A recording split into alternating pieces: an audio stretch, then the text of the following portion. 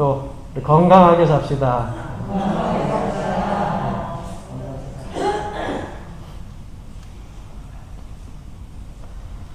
네. 지난주엔가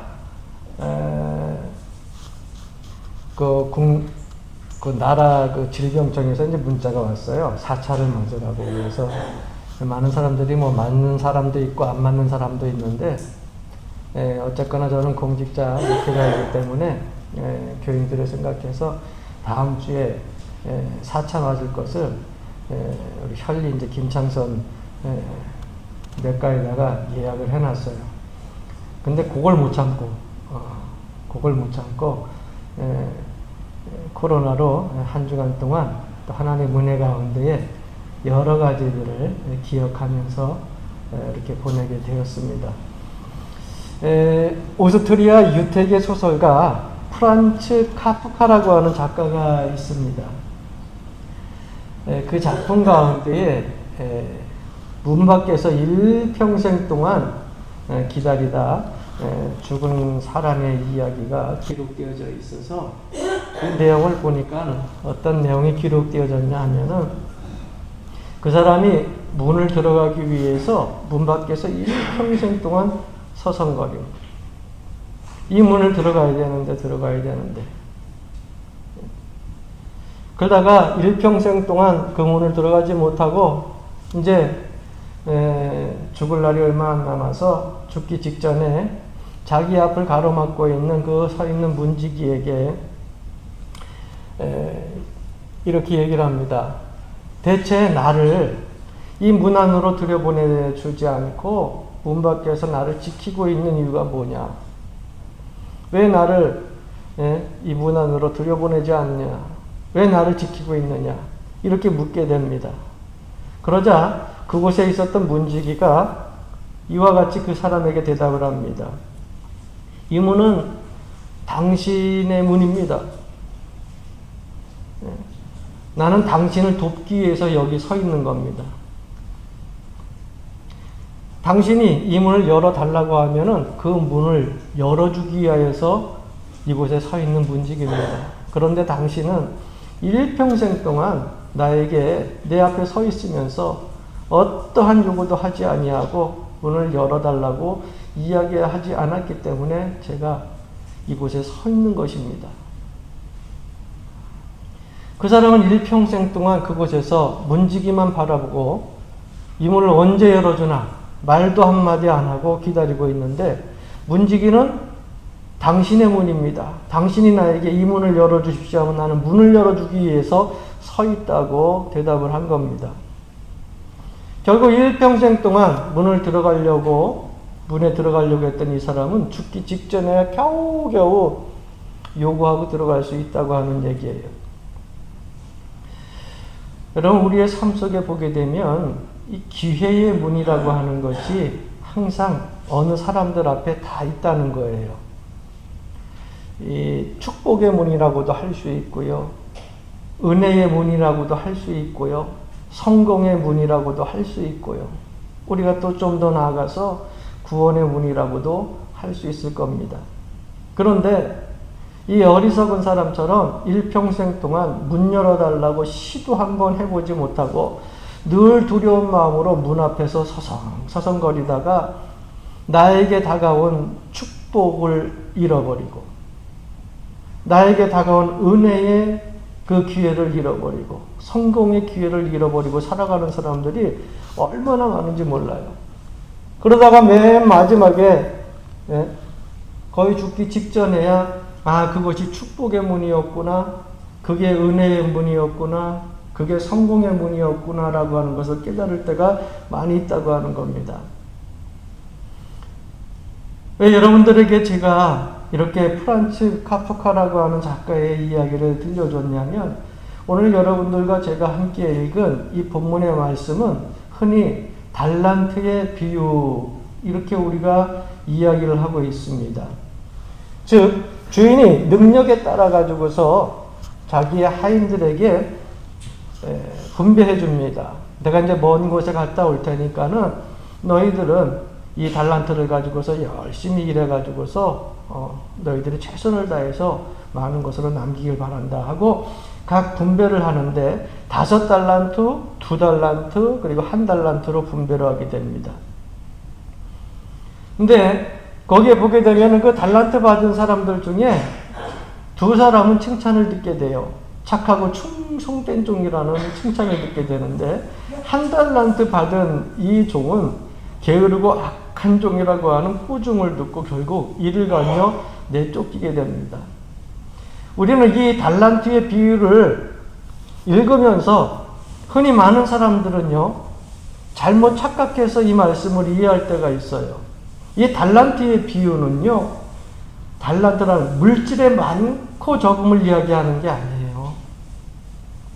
5달란트 받은 사람 많이 받았고, 2달란트 받은 사람 많이 받았고, 1달란트 받은 사람은 적게 받았고, 그런 물질의 어떤 크고 많고 적음의 것을 따지는 것이 아니고, 또 하나는 금전 가치에 대해서 따지는 게 아닙니다.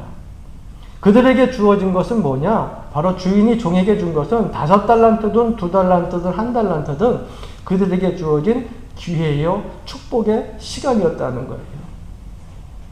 그러니까 여러분, 뭐 5달란트든 2달란트든 1달란트든 상관이 없어요.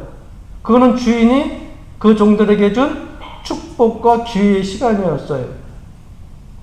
그래서 우리가 신앙생활 할 때에도 여러분들 기회와 시간은요, 매우 중요하고 밀접한 관계를 가지고 있어요. 우리말에는 시간이라고 하는 단어가 그냥 하나로 사용되어지잖아요. 뭐 영어로는 타임이라고 하고. 그런데 여러분, 이 헬라어라고 하는 그 단어에서 시간을 찾아보게 되면 시간은요, 2가지 종류로 쓰여져요. 먼저 첫 번째, 이 시간이라고 하는 의미는요, 크로노스라고 하는 그러한 개념으로 쓰여지는데, 이 크로노스라고 하는 것은 뭐냐면 흐르는 시간을 이야기해요. 그러니까 연대로 보는 시간의 관념입니다. 즉 나이가 30이 되고 나이가 40이 되고 나이가 60이 되고 나이가 80이 되고 여러분 흐르는 시간, 이게 크로노스 개념이에요. 그러니까 다시 이야기하면은 이거는 기다리는 시간이고 흘러가는 시간이에요. 제가 일주일 동안 제가 목양실에서 계속해서 자가격리를 하면서 거기서 가끔 답답하면은 밤늦게 교회 문을 열고 마당을 어슬렁거리다가 돌아오고. 왜? 제가 그렇게 다니면서 무슨 생각을 했냐면은, 옛날 성경에 나오는 혈루증 걸린 여인이라든가 문둥병 걸린 사람들은 얼마나 그 마음이 아팠을까 하는 생각이 들어요. 왜? 밖에 있다가 여기 마을 사람들이 운동한다고 걷잖아요? 그러면 마당 걷다가 후다닥 다시 들어와서 교회 앞에 가지고서 이렇게 서 있는 거야. 나도 모르게. 그러다가 이제 교회 이제 요 입구에 있는 의자에 가서 앉아 있다가 이제 장로님이나 권사님이 뭐 옥수수나 무슨 먹을 음식을 가지고서 목사님 힘내라고 저기서 오면은 슬금슬금 들어가가지고 교회 가서 문 닫고서 안에서 이러고 있는 거예요. 근데 그 모습을 보면서 이전에 있었던 그 혈루증 걸린 여인이나 문둥병 걸렸던 사람들, 그들의 마음을 이해를 하겠더라고요. 왜? 그들이 내게 가까이 와도 내가 그들에게 가까이 갈 수가 없어요. 왜? 전염될까봐.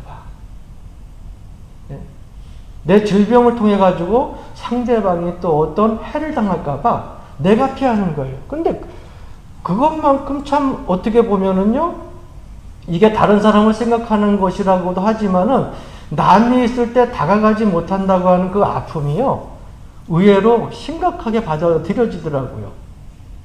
우리 교인들도 몇 명 이렇게 지나가신 분들도 있지만 그 심정을 이해할 수 있을 것 같아요.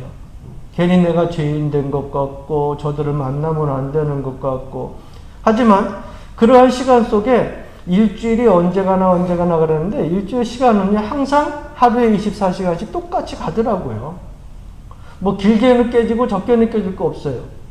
어쨌거나 일주일이 지나고 나서 토요일 오후 12시가 되면은 격리 해제가 된다고 하니까 그때까지 그저 열이 나든 두통이 있든 몸살기가 나든 참고 견디면 어쨌거나 7일 때 가면은 해결을 되니까 그 시간을 기다려. 요런 시간이 바로 크로노스라고 하는 시간이에요. 그래서 제가 하루 이틀을 그렇게 지나가다가 이 크로노스라고 하는 시간의 개념에서 끝나면 안 되더라고요. 왜? 이 일주일이라는 시간이 사람이 좀 몸이 안 좋다고 해서 계속 그 몸 관리기 위해서 최선을 다하지만은 무의미하게 일주일을 보낸다고 하는 그 시간이 너무너무 아까운 거예요. 그래서 3층에 올라가 가지고서 책 한 3-4권을 가지고 내려와 가지고서 책상에 놓고서 일주일 동안은 요 3권은 내가 넣고서 필요한 내용들이 있으면 좀 읽어보자 하고서 읽기를 시작했고, 그리고 그 책들을 읽는 가운데 여러 가지 그런 깨우침도 또 영감도 얻게 되었습니다. 또 한 가지, 여러분이 시간이라고 하는 개념 헬라어에서 쓰인 것은 카이로스라고 하는 거예요. 그래서 카이로스라고 하는 것이 뭐냐? 여러분들이 가지고 있는 시간의 개념도 흐르는 시간들을 크로노스로 그냥 흘러가게 내버려 두지 말고 똑같은 시간이 있다 할지라도 크로노스 시간을 카이로스로 바꿔야 돼요. 카이로스는 뭐냐? 의미 있는 시간. 질적으로 이득을 얻는 시간. 가치 있는 시간. 보람 있는 시간. 그걸 카이로스의 시간이라고 얘기를 해요. 그러니까 세상에 많은 사람들이 크로노스의 시간을 가지고 흘려보내는데 그때의 기회의 문을 잡고 축복의 문을 잡고 은혜의 문을 잡는 그러한 사람들은요, 그 시간을 카이로스로 바꾼다는 거예요. 똑같은 24시간을 지내도, 똑같은 72시간을 지내도 그 시간을 나에게 정말 있어가지고 꼭 필요한 시간으로 바꾼다는 것입니다. 이걸 우리가 좀 신앙적으로 얘기하다 보면은요, 하나님과의 수직적인 관계를 맺는 그러한 영원한 시간. 이 시간을 우리가 카이로스라고 이야기를 합니다. 그러니까 여러분들 삶들 속에서 세상 걱정하면서 근심하면서 그냥 보내는 그 무의미한 시간들, 내가 염려해서 될 것들이 아니잖아요. 그런 것도 크로노스예요. 그런데 이것이 염려가 되고 걱정이 되니까 누구에게 하나님 앞에 와가지고 기도하고, 하나님 앞에 와가지고서 엎드려 간구하고, 하나님 앞에 그 모든 것을 쏟아놓는 거예요. 그럴 때 여러분이 가지고 있었던 의미 없는 크로노스의 시간이 값 있는, 보람 있는, 가치가 있는 카이로스의 시간으로 바뀐다는 거예요. 할렐루야. 여러분, 그리스도인들의 삶은요, 얼마나 오랜 세월을 살았느냐가 중요하지 않아요. 내가 사는 그 생애가 얼마가 되든 상관없이 그 시간이 얼마나 값있고 보람있고 의미 있는 시간인가, 어떻게 하나님 앞에 정말 보람되게 살았는가, 칭찬받을 그런 삶을 살았는가, 그에 따라서 우리의 신앙생활을 평가할 수 있다고 하는 것입니다. 오늘 본문에 나온 한 달란트 받은 사람은 왜 책망을 들었냐면 크로노스의 시간을 카이로스의 시간으로 바꾸는 삶을 살지 않았기 때문에 그렇습니다. 왜 실패했습니까? 왜 꾸중 들었습니까? 왜 책망 들었습니까? 그 이유를 성경 말씀을 통해서 찾아보면서 함께 은혜를 나누려고 해요. 그 첫 번째는 받은 달란트를 소중히 여기지 못했어요.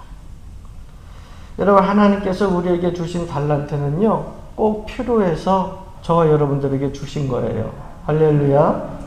목회자에게, 장로에게, 권사에게, 집사에게, 모든 성도들에게 주신 달란트는요, 많고 적음이 상관없어요. 꼭 필요해서 주신 거예요. 그런데 많은 사람들의 잘못된 생각이 무엇이냐면, 나에게 주어진 하나님께서 주신 달란트가 되게 소중한 것인데, 정말 좋은 것인데, 정말 귀한 것인데, 그것을 별 가치 없는 것으로 보는 잘못된 신앙관념이에요. 그래서 그 사람들은요, 하나님께서 중요한 달란트를 선물로 주셨는데도 불구하고 그 달란트를 소중히 여기지 않고 가치가 없는 것으로 여기고서, 왜 다른 사람들은 저거 주고 나는 이거 줬을까? 다른 사람들은 저만큼 주고 나는 이만큼 줬을까? 하면서 불만과 원망 그리고 불평만 가지고서 꿋꿋이 가지고 살게 됩니다. 그러다 보니까 삶 자체가 부정적이에요. 그래서 우리나라 지금 요즘 보게 되면은요, 이 정치가 지금 여당이니 야당이니요, 매일 보게 되면은 이 당파벌 싸움들이 끊이지를 않잖아요. 여당이 됐든 야당이 됐든 그렇게 됐다가도 올라가면 좀 국민의 마음을 편하게 해야 되는데, 정치인들이 매스컴을 통해서 나오는 그런 모든 일들마다 다 국민들이 왜 저러고 있나라고 하는 그런 마음들이 앞서잖아요. 그러다 보니까는 국민들이 매일 보면서 뭐예요? 원망하고 불평하죠. 그런데 여러분, 정치인들은 정치는 정치인들한테 맡기고, 우리는 그들을 위하여서, 나라를 위해서 오늘 권사님이 기도했던 것처럼 기도하면 돼요. 할렐루야. 내가 나가서 정치할 거 아니잖아요. 내가 국회의원 되고 내가 대통령 돼가지고 정치 이끌어 나가는 거 아니잖아요. 그러면 그 사람들의 모습들을 보면서 잘못된 거, 잘된 거, 이 나라 민족을 위해서 기도하면 하나님께서 해결해 주시는 것입니다. 그런데 하나님 앞에 기도할 생각 하지 아니하고 맨날 정치 보고 이 사람은 저렇고 저 사람은 저렇고 그러다 보면 누가 망가지냐? 정치인들이 망가지는 것이 아니라 여러분들의 삶이 망가져요. 왜? 입에서 나오는 것마다 정치인들에 대한 불평과 원망만 쌓이거든. 예?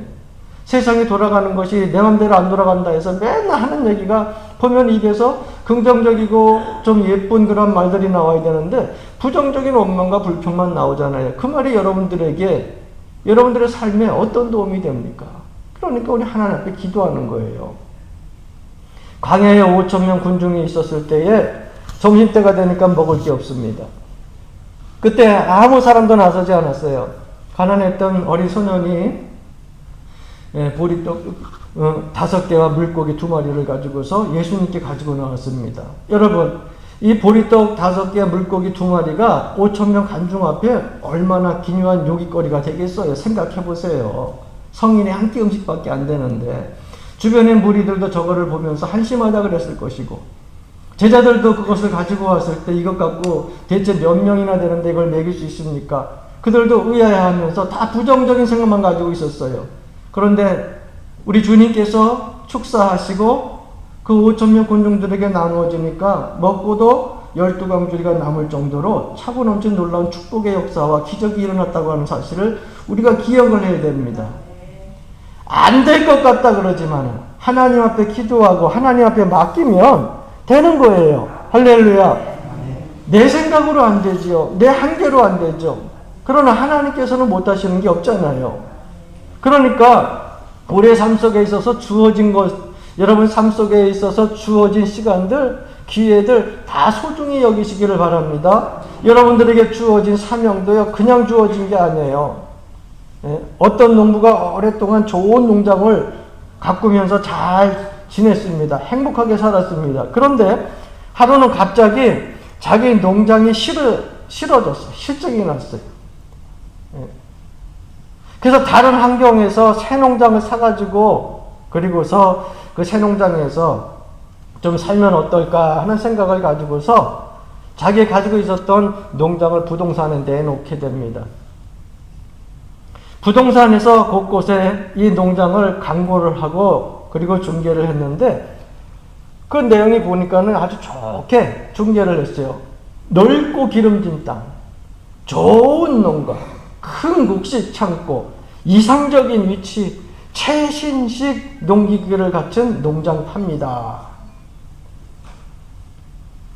이 농장은 그것을 부동산에 내놓고 거기에 대한 관심이 없었어요. 그러다 어느 날 아침에 신문을 딱 펼쳐놓고 보는데 거기에 넓고 기름진 땅, 최신식 기구를 갖춘 농장, 뭐 최적의 장소 그러면서 너무 좋은 땅이 소개되어 있는 거예요. 그래서 그래, 내가 원하던 것이 바로 이러한 것이야. 내가 내놓은 거 그거 팔리면 이곳을 사야지 하고서 그 농장의 위치를 보니까 바로 자기가 지금 내놓은 농장이었다고 하는 거예요. 그때서야 내 농장이 이렇게 좋았던가? 다시금 깨닫게 됩니다. 그나마 늦게 때를 깨닫고서 매물로 내놓았던 것을 취소하고 지금 자기가 주어진 그 농장에서 더욱더 그 농장을 열심히 가꾸고 최선을 다해서 행복하게 살았다고 하는 것입니다. 사랑하는 성도 여러분, 남의 떡이 더 커 보이는 거예요. 남의 과일이 더 크게 보이는 거예요. 그러나 하나님께서는요, 저나 여러분들에게 똑같은 기회의 축복의 은혜의 문을 주셨습니다. 그러므로 다른 사람들에게 주어진 달란트 그거 바라보지 말고 나에게 주어진 달란트가 얼마나 소중한지를 깨닫고 그 달란트 잘 여러분 은혜 가운데 활용하여서 남기는 축복이 있길 주님으로 간절히 축원합니다. 두 번째, 한 달란트 받은 사람은요, 주신 달란트를 받아들이지 못했어요. 그러니까 주인이 주는 거 한 달란트를요, 순종으로 받아야 되는데 순종으로 받지 못했다고 하는 거예요. 여러분, 우리의 삶 가운데에서 우리가 변경시킬 수 없는 상황들이 의외로 많이 있습니다. 제 키가 174인데 이 174cm인데 요즘 젊은 아이들을 보니까 키가 얼마나 큰지 몰라요. 잘 먹어서 그렇고 우리나라가 잘 살게 돼서 그런 것 같아요. 옛날에는 173이면 적은 키 아니었거든요. 160만 넘어도 여자도 큰 키였잖아요. 그런데 요즘에는 가게 되면 저보다 작은 사람들이 사실 별로 없어요. 젊은 아이들이 다 위를 쳐다봐야 될 정도야. 그래서 여러분, 그렇다고 하면 그들과 견주어서 항상 쳐다보는 게 싫어서 나 10cm 좀 늘려야겠어. 나도 174인데 한 184까지 하고서 머리털 잡아가지고 쭉 당기면 10cm 쭉 늘어나? 내 힘으로 돼요? 발꿈치 들으면 무조건 조금 더 커질 수 있죠. 그러나 여러분, 작은 키를 더 크게 만들 수 없어요. 우리가 변경시킬 수 있는 게 아니에요. 여러분, 요즘 보게 되면 트랜스젠더 그러면서 이야기들을 많이 하는데 성변환 수술하는 사람들이 사실 많이 있잖아요. 아직까지는 지금 우리나라에 합법적인 것이 되지 않아서 제가 이 얘기를 이곳에서 할 수 있지만 합법적인 것이 되면 아마 이런 얘기도 못 할 거예요. 여성이 남성 전환 수술을 받고, 남성이 여성 전환 수술을 받고. 여러분, 성전환 수술이 되어졌다고 남자가 여자가 됩니까? 여자가 남자가 돼요? 우리는 그들에게 이야기하는 단어로 트랜스젠더라고 하는 그런 단어를 쓰기 시작을 합니다. 그런데 여러분, 될 수가 없어요. 하나님께서 지어주신 남자와 여자는요, 그대로 그 성적인 본질을 가지고 있기 때문에 겉모습으로 여자로 바뀌고 겉모습으로 남자로 바뀌고 모형도 바뀐다고 하지만은요, 생체적인 모든 것이 바뀌어지진 않아요. 그걸 알아야죠. 과거의 역사를 우리가 바꿀 수 있어요? 바꿀 수 없잖아요. 그러면 어때요? 바꿀 수 없는 것들은 하나님께서 만들어 놓으신 거예요. 질서정연하게. 어떻게 해야 됩니까? 순종으로 받아들여야 돼. 할렐루야. 받아들일 줄 알아야 우리가 믿음도 성장하는 거예요. 그래서 예수님께서 누가복음 12장 25절에 이같이 말씀하시잖아요. 또 너희 중에 누가 염려함으로 그 키를 한 자나 더할 수 있느냐. 내가 염려해서 키 클 수 있다고 하면 까짓건 매일 염려하지. 하나님이요, 오늘은 2cm만 키워주옵소서. 그리고서 염려하고자 하면 매일 2cm가 쫙 커. 하나님이요, 나 딱 5cm만 더 크게 하여 주옵소서. 그 다음날 기도하고 나서 염려했더니 5cm가 쫙 커. 여러분, 그렇다면은요, 내가 매일 염려하죠. 그러나 우리가 염려해봐야 그 키를 한 자도 더 크게 할 수 없는 거예요. 이건 뭐예요? 하나님께서 우리에게 딱 질서로 정해준 거예요. 이걸 어떻게 해요? 받아들여야 되는 거예요. 하나님께서 아담과 하와에게 무한한 축복을 주셨습니다. 그런데 그에게 여러분들 해주신 말씀 중에 선과 악을 알게 하는 동산 중앙에 있는 그 나무의 실과는 먹지 말라. 이게 뭐예요? 질서잖아요. 먹지 말라라고 하는 것을 어떻게 해요? 받아들여야 돼요. 하나님 무한한 축복을 주셨잖아요. 그 모든 것들을 다 다스리고 생육하고 번성하게 하나님께서 축복 주셨잖아요. 그럼 먹지 말라고 하는 건 먹지 않고 순종하면 되는데, 아니 아담과 하와가 마귀의 꼬임에 넘어가가지고 이것을 받아들이지 못하는 거예요. 어떡합니까? 결국 하나님의 그 말씀을 받아들이지 못하고 선과 악을 알게 하는 선악과를 실과를 따먹게 돼서 인류가 지옥에 빠지게 되지 않습니까? 여러분, 여기에서 사람의 교만이 나오는 겁니다.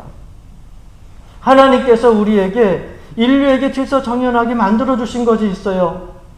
그것은요, 우리에게 있어서 최상의 것으로, 이 질서가 무너질까봐, 이 세상이 혼란스러워질까봐 만들어 놓은 거예요. 그런 걸 안면하고 받아들이고 그대로 살아가면 되는데, 이걸 이렇게 보면 어떨까? 저렇게 보면 어떨까? 저렇게 보면 어떨까? 이렇게 보면 어떨까? 하면서 인간의 그 지식의 한계를 가지고서 하나님의 질서를 넘어서려고 그러다 보니까 그 교만함으로 인하여 결국은 여러 인류가 타락이 되고 죄악이 번영하게 되고요.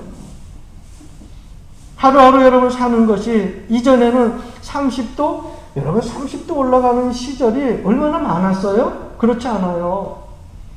24도만 올라가도 아이고 더워 아이고 더워. 이제는요, 요즘에는 여름이 지금 사실은 이제 막 들어서서 한참지 가고 있지만은 여름 전에도 30도가 오리락내리락 하잖아요. 뉴스 보셨잖아요.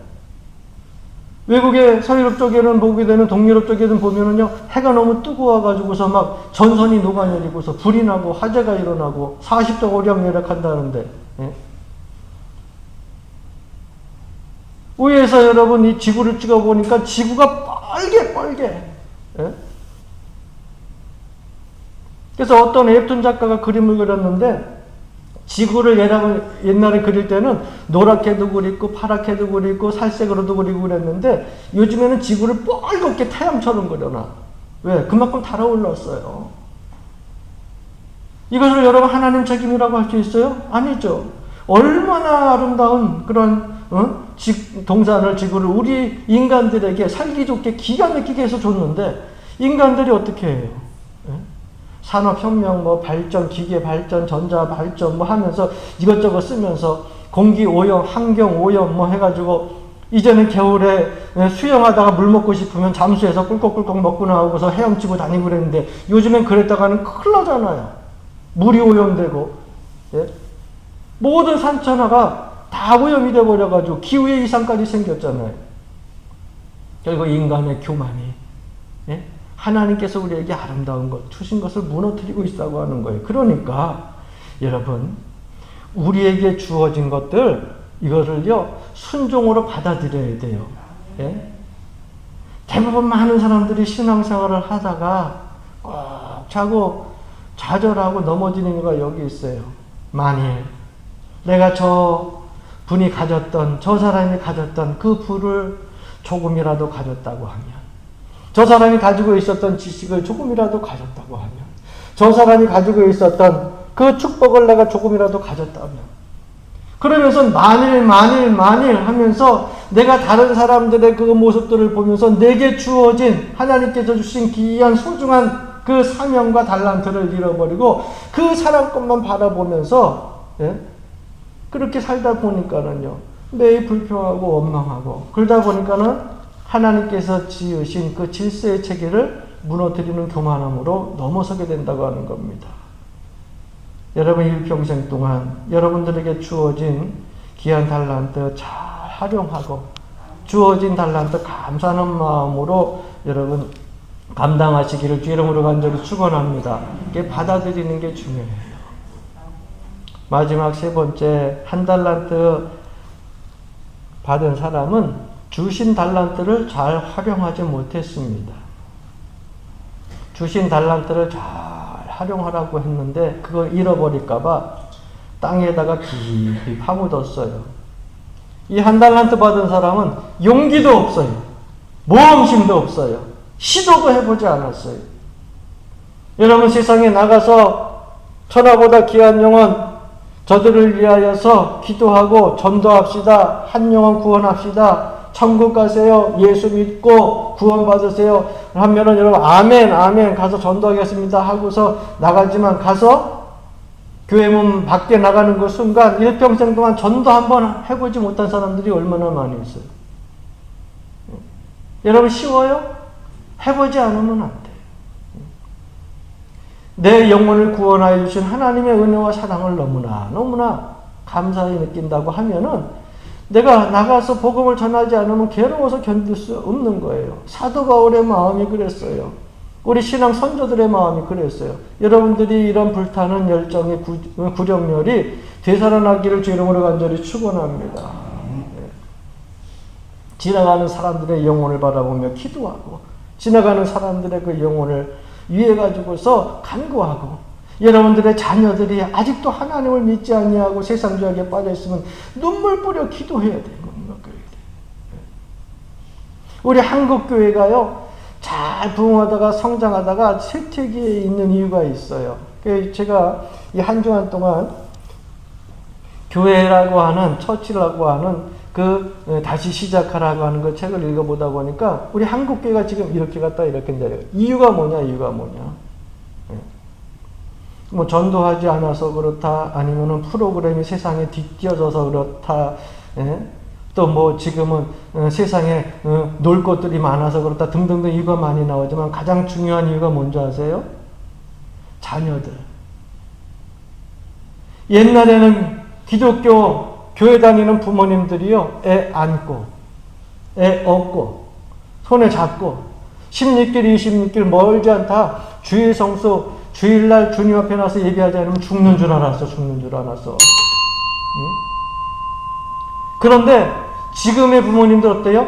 그렇게 힘들게 와가지고서 자기네들의 자녀들이 복을 받게 되고 그 삶이 어느 정도 윤택하게 되니까는요, 자녀들이 세상 속에 빠져나가가지고 하나님 섬기지 아니하고 주일 성수하지 아니하는데도 그때만큼 간절함이 없어요. 근데 그 세대가 지나면서 그 세대가 이제는 부모님 세대가 돼버렸어요.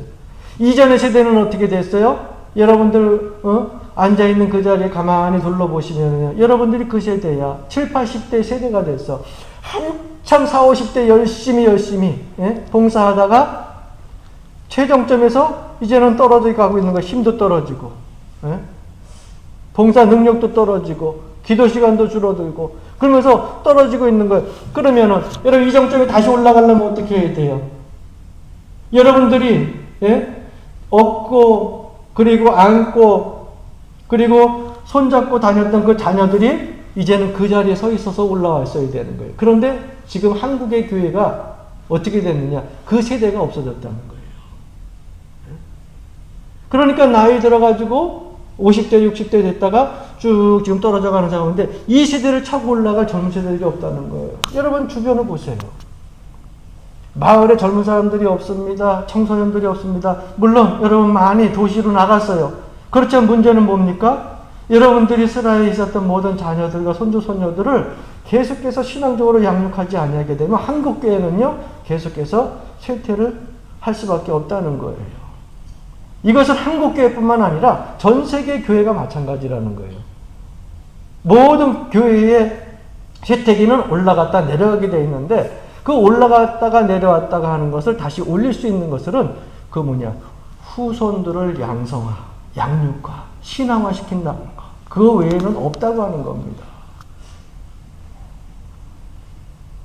우리 속담에 말로 배워서 되로 쓰는 사람이 있고 되로 배워서 말로 쓰는 사람이 있다라고 하는 말이 있어요. 다시 얘기하면 받은 달란트를 어떻게 활용해야 되는가 하는 그런 중요한 이야기를 하고 있는 속담입니다. 미국 일리노이주에 정년 퇴직할 때까지 우체부 생활을 하던 프리슬리라고 하는 사람이 있었습니다. 그가 은퇴할 때 매달 받은 얼마의 연봉과 그리고 자그마한 모은 돈을, 예금해 놓은 돈을 가지고서 세어보니까 $1200가 전 재산이었어요. 그런데 은퇴한 우체부가 이것을 가지고 뭘 할까 하다가 언제나 늘 좀 신선하고 그리고 또 착한 마음을 가졌던 이 사람이 자기가 가지고 있었던 재능을 가지고서 그냥 하루하루 살아야겠다. 그래서 어느 마을에 정착을 해서 사는데 그곳에 가보니까 꽃을 좋아하는 사람이 있더래요. 그래서 자기는 꽃에 대해서 잘 아는데 그 꽃에 대해서 설명을 하고 꽃을 어떻게 기르면 잘 자라는지 대해서 설명을 하면서 부지런히 그 사람들과 어울려 살다 보니까 어느 순간 그 동네에 있는 모든 사람들과 어울려서 잘 살게 됐고 그 은퇴한 우체부를 그 동네 사람들도 다 아끼게 되었어요. 그러다 보니까 그 동네에 살던 이 우체부, 은퇴한 우체부가 이 동네는 가만히 보니 주변에 바다가 없어요. 바다를 모르고 사는 사람들이 너무 많은 거예요. 그런데 그들하고 이야기를 하다 보니까 바다는 한 번도 가보지 못했지만 꼭 한번 가보고 싶다고 하는 것이 그들의 소원이었어요. 그래서 자기의 가지고 있었던 모든 돈을 모아가지고서요, 차를 대절해가지고서 동네 사람들을 데리고서 바다라고 하는 곳을 한번 관광시켜 나가는데 그냥 갈 수 없으니까 예를 들어 속초를 간다 아니면 동해를 간다 아니면 강릉을 간다 그러면 거기에 대한 문화 유적지 이런 데들을 열심히 공부해가지고서 어디를 방문해야지 그리고 나서 그분들 몇 분을 신청을 받아가지고서 그 바닷가를 모시고 왔어요. 유적지나 바다 가면서 그 기원이라든가 거기 곳곳에 대한 필요한 것들 유적지를 다니면서 설명을 쭉 해주기 시작합니다. 갔다 와서 동네 사람들이 너무너무 좋아하는 거예요. 일평생 내가 참 바다 한번 못 가봤는데 그 바다 가가지고 너무 좋은 구경했다고. 다음에 한번 또 갔으면 좋겠다고. 그러나 가진 것이 많지 않잖아요. 그래서 그 사람이 적은 돈을 그들에게 등록비로 쉽게 얘기하면 받는 거죠. 바꿔서 관광 차원으로 몇몇 이런 데를 주선주선 하기 시작을 했어요. 맨 처음에는 수십 명, 나중에는 수백 명. 그런데 그게 자꾸 반복되다 보니까는 친절과 싼 그런 금액으로 좋은 바다를 구경시켜주는 거 보니까 이 사람의 인덕이나 그 다음에 품행에 너무너무 긍정이 되어져 가지고 많은 사람들이 모여들기 시작을 해서 요즘 우리 여기 관광회사 비슷하게 설립이 되어진 거예요. 맨 처음엔 그냥 공짜로 바다 구경을 시켜주다가 자그마한 자금을 가지고서 등록비를 받아가지고 바다를 구경시켜주는 그러한 사람이 되어졌어요. 나이가 82세가 되었을 때에 이 사람은 자기가 집배원에서 우체부에서 은퇴할 때 전 재산이 1200달러였었는데 나중에 82세가 되어져 가지고 많은 사람들에게 자기의 재능과 가지고 있었던 그러한 지식 같은 것들을 나누어주고 그들을 행복하게 해주었더니 훗날 그 재산이요 700만 달러가 되었다는 거예요. 계산을 해보니까 한 63억? 여러분, 하나님께서 주신 달란트는 여러분들에게 꼭 필요해서 주신 거예요. 내 지식과 내 노력, 내 삶, 그것을 가지고서 여러분 땅속에 깊이 묻어두라고 준 것이 아니라 나눠주라고. 할렐루야. 여러분들이 가지고 있는 재능을 나눠주시고요. 지식을 나눠주시고요. 여러분들의 생각을 나눠주시고요. 행복을 나눠주시고 물질도 나눠주시고 여러분들이 가지고 있는 그 모든 사랑도 많은 사람들에게 나눠주시면 하나님께서 여러분들 이후에 더 크고 놀라운 물질과 은혜의 축복을 내려주신다고 하는 사실을 꼭 잊지 마시기를 주님으로 간절히 축원합니다. 나에게 주어진 달란트 그것이 비록 적은 것이라 할지라도 충실히 활용하게 되면 훗날 주님 앞에 섰을 때에 착하고 충성된 종아 라고 하는 칭찬과 더불어 하나님의 말할 수 없는 크신 은혜와 사랑을 덤으로 받게 될 줄로 믿습니다. 사랑하는 성도 여러분, 우리에게 주신 달란트를 선한 기회로 활용할 수 있게 주 이름으로 간절히 축원합니다. 이 사명 잘 감당하여 하나님 앞에 섰을 때에 칭찬 듣는 우리 연화절교의 모든 성도가 되기를 주님의 이름으로 간절히 축원합니다.